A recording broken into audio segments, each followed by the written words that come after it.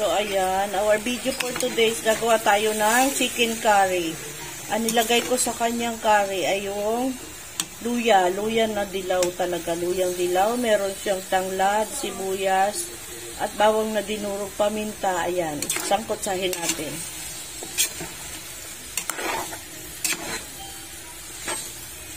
Yung tanglad, bali pang tanggal yan ang lansa ng manok. Balikan natin. Dahil nasangkotsa na natin siya at may lasa, nalagyan na natin siya ng carrots at saka yung patatas. Kakaiba yung aking dapat kasi ang ilalagay ko dito is papaya. Gusto ng mga bata, carrots at patatas daw ang ilalagay. So, tingnan natin kung anong resulta. Masarap din naman siguro. Ibang version. New version. Kaya, nilagyan na natin siya ng gata. Wait natin siya maluto dyan. Hinalaan natin yung apoy. Bilang apoy.